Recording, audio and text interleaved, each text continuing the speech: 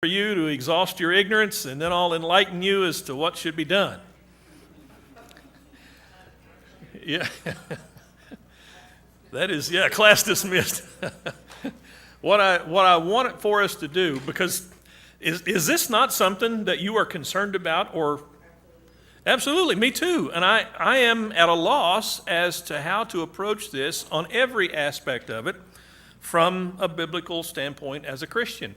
And if we are Christians, we don't want there to be any topic or any controversy that we are unable to address in one way or another through the Scriptures. And so I think this is, if we're going to talk about anything, we probably ought to talk about this. So I've got a few notes that I have made to kind of get our discussion started tonight. And just remember those two things. Let's think like Christians and let's not think like politicians. And let's not consider that we have all the answers. And these glasses were pretty clear until I just now put them on. First of all, we all know what the second greatest commandment is, do we not?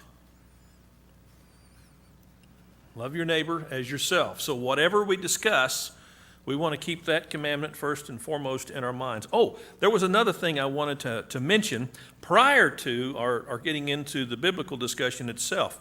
When we talk about immigration, who comes to your mind with regard to immigration? Anybody?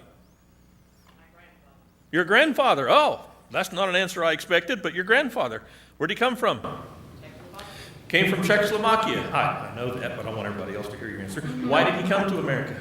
With his family, he was 8 years old. He was 8 years old and he came to this country with his family. Do you know why his family came? Yeah, come have a better life. To have a better life. Were they coming over here to be Czechoslovakians? Were they coming over here to be Czechoslovakians? No. Okay. This is one of the things we need to recognize about traditional immigration. We are a nation of immigrants, are we not? And unless you're a Native American, and you, even as a Native American, are probably an immigrant. Well, where did the ark end up? The ark ended up in the mountains of Ararat. So that's the only place that anybody can actually call their native home, because from the mountains of Ararat, everybody went somewhere. And so the Native Americans came here, the ones we call Native Americans, and that's how they wound up here. They're part of Noah's family that eventually left. Remember the Tower of Babel? Everybody was all together, and God came down and confused the languages because he didn't want them to stay together. He wanted them to spread out, multiply, cover the earth. And so everybody is an immigrant in one way or another. Traditionally, however, once the United States was established, why did people come to this country except to be Americans? They wanted to come and take part in our freedom, in our democracy, and I say our in the sense that I'm sure you all understand. I wasn't there, by the way. I know I'm getting a little long in the tooth, but that was before my time. But most people, through the 2 centuries we've been in existence, have come to this country to be Americans, to take part and to contribute. So we've got immigrants, I would say, that are the traditional type. Who else do you think of when I talk about immigration? And it's okay. Our neighbors to the south, Mexicans. Somebody, I saw a joke today, and maybe a little humor would help. Somebody said, a wall really does work. The Chinese built one, and they still don't have any Mexicans. So, no, that sounds horrible, but I'll tell you what, you do this. What's that? That's not PC. No, that's not PC. Do this, though. I'm on Facebook, and there's now I can't remember what it's called, but it's in conjunction with the military, and they post pictures of servicemen who have given their lives for this country. And it seems like a large percentage of the young men and women whose pictures are shown who are no longer with us are folks with Hispanic names. And when I served, I remember there were a lot of Hispanics in the military. They are, and I remember listening to a comedian. He was a black guy. And he said, everybody's down on stereotypes. What's wrong with stereotypes? Said they're true. Said if you see an old beat up car with 12 people in it, you know they're going to be Mexicans. And then he said, but they're on their way to work. Now, that sounds like, oh boy, like Johnny said, oh, that's not politically correct. But tell me it's not the truth. We know that's generally the kind of truth that is reflected. And it's reflected based on a culture. We all have different cultures. And there are some aspects of that culture that are fantastic. Tell me some positive things about Hispanic culture. They are hard workers. Family oriented, yes. Hard workers, family oriented. Typically religious, I think. Typically religious, yes. Maybe Roman Catholic faith. But yes, but still, typically religious. One of the finest men I know, his name was Tefilio Felix. He was my first roommate in the military. On a permanent basis. I had 29 other roommates when I was in basic, but I don't count those guys. This guy was, nothing against them, but this guy was my first roommate when I was stationed at Nellis Air Force Base. And he was the kindest and most capable guy I think I've ever met. He was just a really good guy, family man. So, if you want to say something racist, and when I say racist, hey, there's only one race, is there not? There's the human race. So from that standpoint, racism is a different thing. So we think about the Mexican problem, the Hispanic problems of Hispanics coming into our country. Who else do we think about with regard to immigration, these days especially? The Middle East, Syrians, and somebody said it, terrorists, yes. It really bugs me that our culture is so politically correct that I don't know if I can say Syrians or terrorists. Yeah, thank you, Linda. That's what we're concerned with. This is a reality. Christians need to talk about realities and not be afraid to talk about realities and the way things actually are. Everything that we talk about should be under the umbrella of the second greatest commandment, loving our neighbor as ourselves, but still there are some hard realities. So we've got the issue of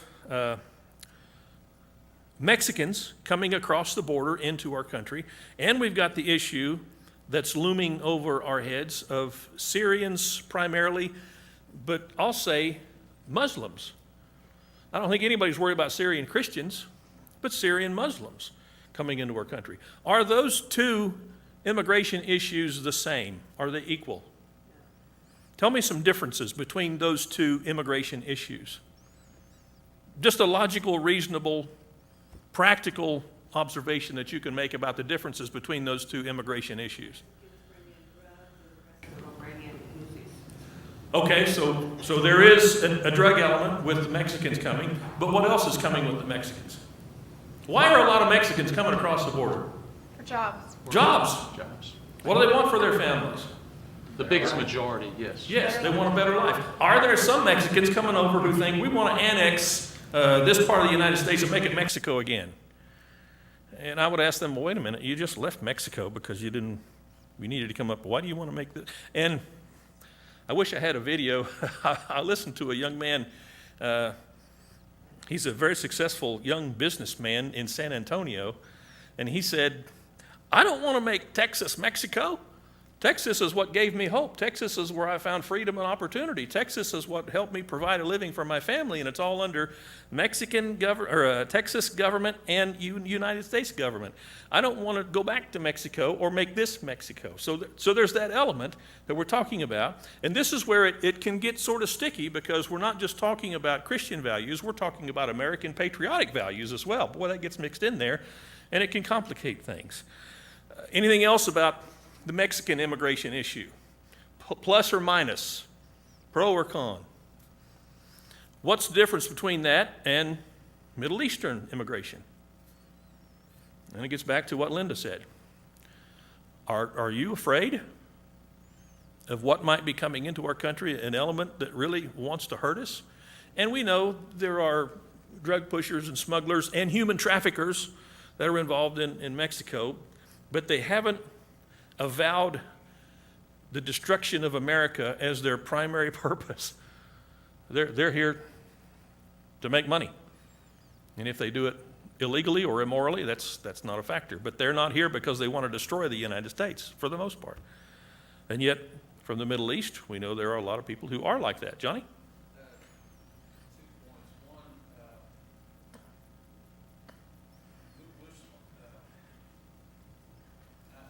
there are serious problems with some immigrants from Mexico, and some of them are not Mexican, some of them are Hispanics, from other Central American. Yes.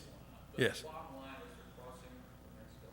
And yes, there are some problems, some serious problems with those, and you can list a lot of those. But the bottom line is that is a minority of those immigrants coming in, okay? And when you compare to that to Middle Eastern, for example, whether it's from Syria or even Saudi Arabia or anywhere in the Middle East for that matter, yes, there may be only a small minority of those folks that want to hurt us. It could be a very small minority. But it doesn't take very many people with a bomb to hurt a lot of people. Sure. What's 10% of 1,000? Well, let's say it's 1%. If we let in 1,000 of them, 1% is what, 10 of them? Yeah. Okay? If 10 people bomb a city, that's, How many guys did one It's guy gonna with a get truck pretty kill in serious pretty France quick. last week? But you need to also think about Timothy McVeigh was not. I'm sorry? Timothy McVeigh was not an immigrant. I'm sorry, I still didn't know. When you look at hurting people, I mean, yes, there was a few that were radical, but we got the same thing here. I mean, Timothy McVeigh took out the federal building here in Oklahoma. So it's not just them, yeah. it's us. Right. Yeah. But the question we're talking about is whether we want to bring more of that possibility into the country. All right. And we're going to have some homegrown. You know. And Now some of here's- these are jumping on the bandwagon, I think. Right. Let me throw this out there, just as something to think about.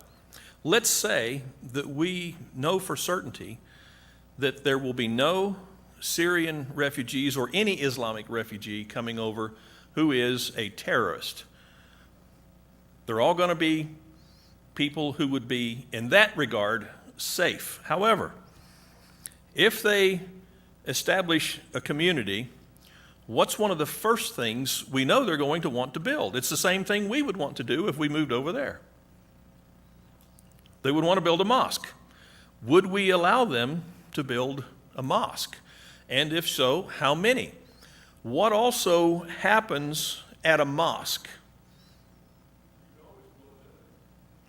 Well, that's discussion that comes on down the line, yeah. What happens at a mosque? What goes out from a mosque? Teaching. Well, teaching, yes. And that's, would you want to live near a mosque and hear the call to prayer 3 times a day? Might be 5. I thought 3. Maybe I'm thinking Jews. Yeah, that's what it is. If they established a mosque, and if the call to prayer went out, and if they gained citizenship because they want to be Americans, would we allow them to vote? Would we allow them to hold political office? Yeah. And I'm not saying, oh, we can't do this or we should do this. I'm saying these are some realities that we have to look at and consider. Because these are questions that come up. I remember I was in a discussion with a young lady on Facebook, and she was defending bringing the Muslims over. And this was months ago, before all these attacks from supposedly well-vetted refugees. And she was arguing in favor, and I just started asking some of these questions, and I never heard any more from her. Because I guess she got to thinking, okay, would I want a mosque in my neighborhood? Would I want to hear the call to prayer on a regular basis every day? And would I want Muslims not only taking public office, being able to vote in, elect who they want to fill those offices, but what if they became teachers in our school systems? What would they be teaching in our school systems? It's these are just questions that we need to ask. And on one hand, I want to be kind and loving and hospitable and generous. But on the other hand, I'm thinking, what are my grandchildren going to have to face for the decisions I make today? Don and then Alan. Oh, Mine has to go back, you were going to blow up the mosque. I remember you. mine has to go back all the way to building a fence. Oh, okay. It showed on TV, a fantastic fence between, the sections of the city, and the fence, it reduced after about 20 or 30 miles, it reduced down to the chain link fence. And then after that, it reduced just down to a barbed wire fence. The one in the cities, all it was for show. Because there's 372 miles of fence that's needed, and there's only like 30 miles. And it showed the Mexicans jacking up the chain link fence going under it. And what the biggest problem is not immigration. You can stop immigration overnight. The biggest problem is in the government. They don't want to stop it. One side or the other says we need their vote, and we could use them.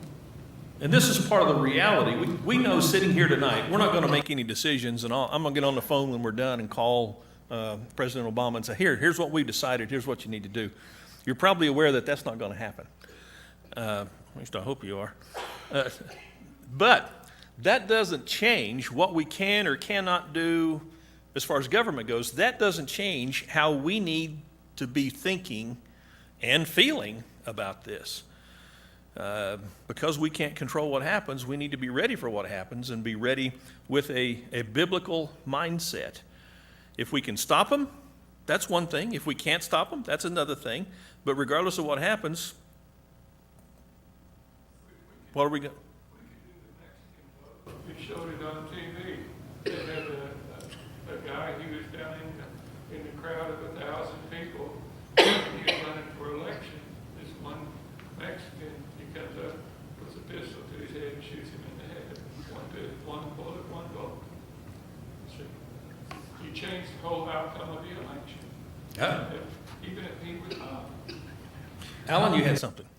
If we can trust those of foreign descent, like as far as the Muslim religion, to denounce their religion, because their religion, to become Americans, they have to go along with the Constitution. The Constitution says everybody's got the freedom of religion. Well, their religion says that everybody does not have the freedom of religion. So are they willing to denounce their religion to become an American? And of course, like I said, we have to trust them if they Or say at least that we're accept willing other religions. to. Right. And of course, that's what America was founded on, was freedom of religion, or one of its principles. Sure. And so you have to realize that they have to be willing to accept our laws and abide by them the same way with the Mexican immigrants.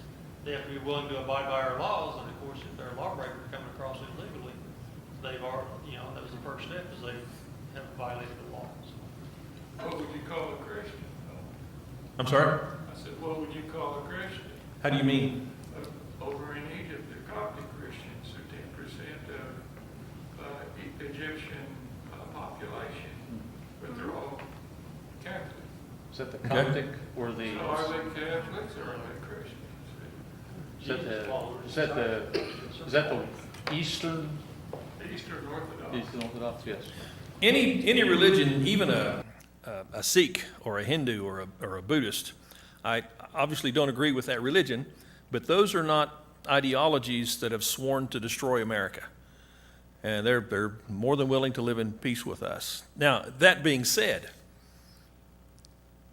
do we want more influence in our nation from any false ideology that denies that Jesus is the Lord? And well, here's another question. We're talking about immigration, and why are we talking about immigration? Because there's a need for people to be cared for because they are refugees from war. Their plight is extremely difficult. Is bringing them to our country the only way or even the best way to help them? That's another question that could come up. Are we saying that if we don't want them here, that we're refusing to help them? Well, there's so many aspects of this, and we need to be ready because these discussions are coming. They're here. Resisting Syrian Christians from coming to the United States, or any Christians from coming to the United States. And they've been specifically persecuted. Come in over the Syrian Christians. They've been specifically persecuted as Christians in their home countries. So there's good reason. They've been persecuted by not letting them come in this country. True. Yeah, I agree. It's a government. So we've got all these questions. Are there any specific issues or questions that you would like to discuss with regard to any of this mess? And tell me it's not a mess. Someone in here that says that they're a refugee of war when they could be a sleeper. Well, sure. That's one of the questions. I have a question. Okay. Or a comment, and that's just that we're a country where we have a rule of law. Right. It seems like lately those laws apply less and less. However, we still have the law. And if we would put that as far as the country goes, you know, God blessed our country, and it was founded on Christian principles. And I just, if we could get back to that, you know, and at least go by the laws we already have, Right. you know, I would feel a lot better about it. But it's everybody wanting to play outside the law and do things that, Well, that perfect example, what you said, I appreciate what you just said. The bottom line is, we have not been enforcing our immigration laws. No. There are immigration laws right now. And we are simply not enforcing them. Right. And I'm afraid it's not just been Obama's presidency. It's not only been Obama. Now, maybe the gates have been open a little wider, but bottom line is it's been more than 8 years that we have not enforced immigration laws. But they're always sending these Mexicans or Guatemalans or whatever, they're always Financial flying back to their own reasons, country. political reasons. I say, if they're in this country, take them straight to Washington and dump them. So here's your home. And let them eat Mexican food. That's the way it should be done. Because you're never gonna get a circle broken unless it goes straight to Washington. There are a couple more aspects of the differences between the issue with Mexican immigration and Middle Eastern immigration. Muslim. Let me say Muslim. That's the way to narrow it down. Because people are coming from the Middle East and they're not Muslim. Oh, okay, they're not Muslim. Then they're not sworn to kill us. And let me say this, not all Muslims want to kill us. When you look at a lot of Muslim countries, they're adopting Western ways. But one of the things that bothers me, a couple of the things that bother me about, where do I start? Muhammad was their prophet. How did he spread Islam? Well, he spread it with the sword. If it hadn't been for a military operation that stopped them when they came up through Spain, all of Europe would have been Muslim because of the sword. That's how Muhammad conquered. Ever since that time, it's been a religion known for fomenting hatred and violence. Have some good things come out of it? Well, some beautiful artwork and those kind of, well, sure, yeah, but that doesn't change the fact that if you look back through the list of terrorist activity, how much of it is based on Islamic terrorism? And it's a... That's a minority of those of the Islamic faith. I think that's a small minority, even if you include ISIS, Right. which is really a radical, really radical group of Islamists. But it's a very small minority. Now, there may be lots of good people, I'm sure there are, right here in our own country that are good Muslims, but even having said that, they are affecting our judicial system. Sure. We are beginning in different court decisions, making changes that go along with Sharia law, as long as they don't, quote, violate individual rights guaranteed by the Constitution. Now, we never did that with any other faith. It's like things are going crazy. They're just going Why in the world do we think it's okay to make an adjustment like that for one particular faith? And when we talk about moderate Muslims, the ones who are not the terrorists, my question is, what are they doing about the issue of extreme Islam? Mike? Some of them are speaking out. Just Beginning to. speaking to the issue of a small, people say, as Johnny has just said, and of course that idea is continually put forth in the media, well, just a minority, believe in fanaticism and so on and so forth. But I've just read another article that has been based on a survey done in Middle Eastern countries, where almost 20%, almost 11 or 12% of the people say that, well, in certain circumstances, it's okay to blow yourself up to, move the agenda forward. So if you calculate that there's 1 billion Muslims in the world, 11% of 1 billion is a lot of people. Do the math. Yeah. We're talking about tens and tens of millions of people in other countries, even here in the United States, who feel, well, in certain circumstances, it's okay to use violence to move forward the Muslim agenda. And of course, the Muslim agenda is transparent. It's simply to dominate the world and to put it under Sharia law. That's not being racist or bigoted. That's simply, And one other thing I'd like to mention in connection with that is that that certain Muslims are moderates, or certain Muslims, or a large group of them, don't hold to this idea, doesn't change the fact that their religion has this as its bottom line. Absolutely. And as its objective. So it's almost like, people say, well, I'm a Catholic, but I'm a nominal Catholic. I go to Mass on, Christmas time and at Easter, nominal. But that doesn't change what the Catholic Church teaches and the influence that it has just because a member of that church is a nominal Catholic. So if you're a Muslim, you may not agree to participate in violence in order to push ahead.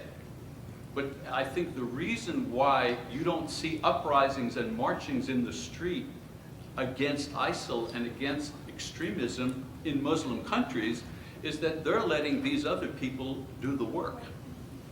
Sure. And you ask a moderate Muslim, well, if in whatever way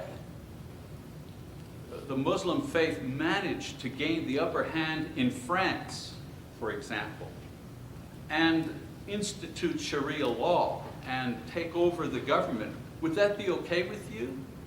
Well, moderate Muslims would say, yeah, sure. So, this idea of, I think that we're asleep at the switch if we think that they will by themselves stop the movement towards domination. Right. They won't do that. And the observation was made, it's not exactly apples and apples, but the percentage of people in Germany during the World War II times was very low, of members of the Nazi Party. And yet the Nazi Party swayed the day, and the moderate Germans didn't stop that from happening, and we know what happened there. Same thing in Japan. Most of the Japanese were not radicals like the leadership was, but those who were not radicals did not stop those who were radicals, and we know what happened. Yes. Right. They weren't marching in the parade, but Yes. they were along the parade route. Yeah, Hitler came to power with about 30% of the support of the political parties, the leadership of the various parties in Germany. About 30%. And That's how he came to power. This is part of what our issue is today, because we've already heard parts of it. It's the failings of our own government.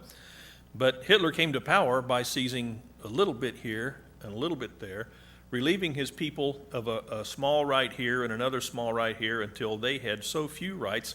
And one of the things he did was he disarmed his own people. They had no firearms. If they wanted to resist, by the time they realized they needed to, they couldn't have. And that's a strong push being made in our own country.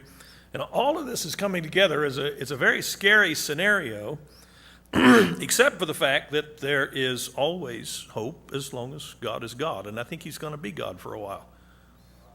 Of the frog in the boiling water scenario, you put him in there and wait for the water to come up to the boil. We are that frog, and Islam is the boiling water, and we're not going to know when they've gotten full control of our government and forcing their way on it, because we've been waiting for that water to boil. When you put a frog straight into the boiling water, he knows it, but when you allow the water to come slowly up to heat, he's pretty much cooked, and there's no way of stopping it. Right. It's gradual. This may sound weird. I mean, I like political discussions, and I do think they have a ramification. They affect us as Christians, and we need to be able to handle it. Is this a one-night discussion? Because the reason I'm asking is because it's one thing to talk about immigration from the standpoint of people are out and they're coming in. Now, what about people that are in our country?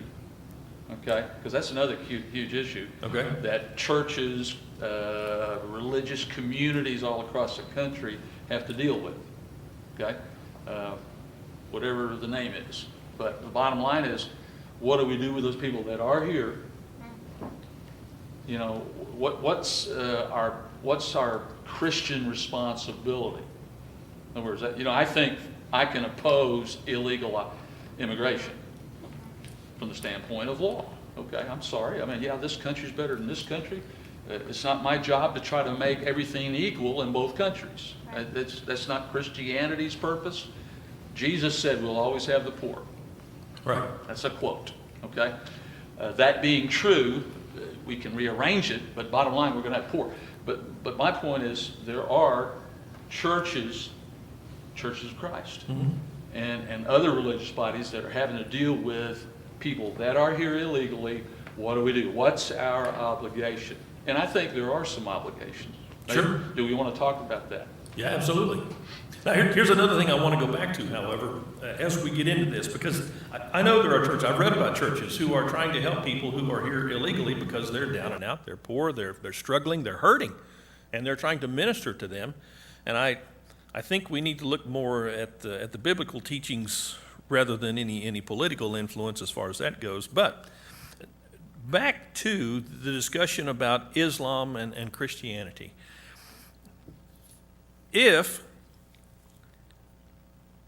somebody blows up a train in the name of Islam and some Muslim says, that's not my religion, I can say, no, wait a minute, let's go to your Quran and I'll show you where the guy that blew up the train is doing exactly what Muhammad taught his people to do. If somebody blows up a bus and says, I'm doing this in the name of the Church of Christ, whoa, wait a minute, let me take you to the Bible and I'll show you exactly where that's wrong. That to me is a huge difference and a huge distinction between these two ways of thinking. Jesus never said, I want the church to take up arms in any sense of the word. Now, what did God do to provide for the taking up of arms? Romans chapter 13, you can read it for yourself. He said that God, and this is Paul writing to the church in Rome, and he says, God has ordained governments to bear the sword so that those who do evil might be afraid, and that they might reward those who do good. Now, do governments always get it right? Of course not. Of course we know they don't. But God has still authorized governments to take that kind of action. He hasn't authorized the church. We are a completely different and separate entity. That doesn't mean that members of the church cannot serve in the military or on a police force. But, as a matter of fact, I hope they always are, because I want our military police to be salted with Christians. But our obligation, as Johnny was bringing up, is going to be different. If I've got somebody living in my community who's an illegal, what am I going to do? Am I going to call the police and, hey, I've got some people over here who are illegal, or am I going to find out that they don't have enough food in their pantry and take them something to eat? What am I going to do? I'm saying, and from the get-go, I know I said that this is an open-ended thing. We're not going to answer all these questions and establish all the right and wrong ways to do, but we've got to be thinking about this, and that's why I think we ought to be having this Hot Topics thing tonight. Dayton? I want to mention 2 or 3 passages just put in the think tank. Deuteronomy, the 10th chapter, beginning in verse 17, says, "For the Lord your God is the God of gods and the Lord of lords, the great, the mighty, and the awesome God, who does not show partiality, nor take a bribe. He executes justice for the orphan and the widow, and shows his love for the alien by giving him food and clothing. So show your love for the alien, for you were aliens in the land of Egypt." Next passage, in the same book, a little later, he gave this instruction in Deuteronomy 18, when he said in verse 9, "When you enter the land which the Lord your God gives you, you shall not learn to imitate the detestable things of those nations. There shall not be found among you anything or anyone who makes his son or his daughter to pass through the fire, one who uses divination, one who practices witchcraft, one who interprets omens, or a sorcerer, or one who casts a spell, or a medium, or a spiritist, or one who calls up the dead. For whoever does these things is detestable to the Lord. And because of these detestable things, the Lord your God will drive them out before you. You shall be blameless before the Lord for those nations which you shall dispossess. Listen to those who practice witchcraft and to diviners. But as for you, the Lord your God has not allowed you to do so." One other passage, I'm running through here right quick. In 2 Corinthians 10. Well, don't keep a marker in Deuteronomy. There's 2 other texts I want to go back to there. This is New Testament principle to indicate that we are to be a force and a power of influence, beginning in verse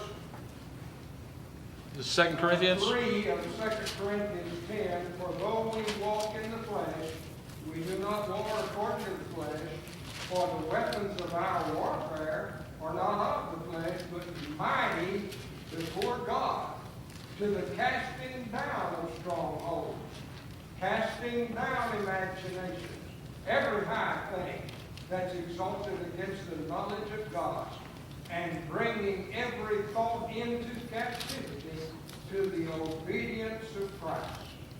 So we can be a force. It's just a question of how to do it. And God shows love and care and feeds and clothes the alien on the one hand, but he said, don't you partake of some of their patterns on the other. Right, exactly. Deuteronomy 7. So we've already looked at 2 passages in Deuteronomy that have addressed these issues, but in chapter 7, it says, "When the Lord your God brings you into the land where you're entering to possess it, and clears the way among the nations before you," and well, just go down to verse 2. "When the Lord your God delivers them before you, and you defeat them, then you shall utterly destroy them. You shall make no covenant with them, and show no favor to them. Furthermore, you shall not intermarry with them. You shall not give your daughters to their sons. You shall not take their daughters for your sons. For they will turn your sons away from following me to serve other gods, and then the anger of the Lord will be kindled against you, and he will quickly destroy you." So, no intermarriage, no intermingling. And then you look at chapter 13 in Deuteronomy. It says, if a prophet rises up and leads you from God, you kill that prophet. It says, if your brother or your sister, your family members lead you away from God. Kill your family members. If a city rises up and leads you away to other gods, wipe out that city and burn everything, because that's what happens. That's what happened to Israel and Judah. They listened to the idolatrous teachers and they got led away. Now, for a New Testament rendition of this, it never did work because they didn't do it. 2 John, you're not criticizing God's teaching, are you? 2 John chapter 4, little bitty letter of 2 John, chapter 4, verse 4. I was very glad to find some of your children walking in truth, just as we've received commandment to do from the Father.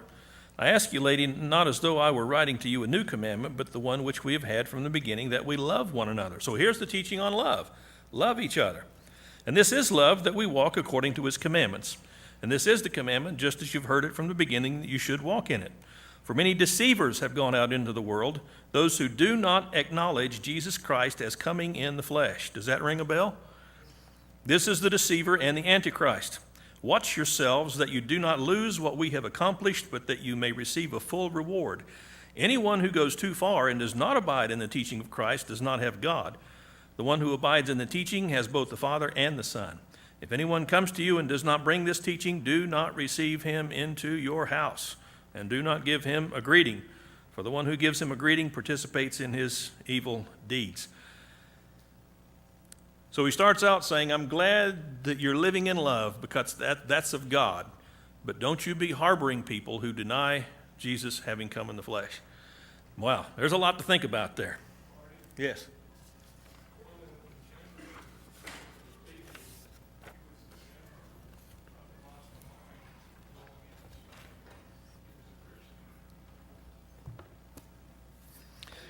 He shouldn't have been doing that. Jesus didn't authorize that. Yeah, that's our class. Thank you so much for your patience.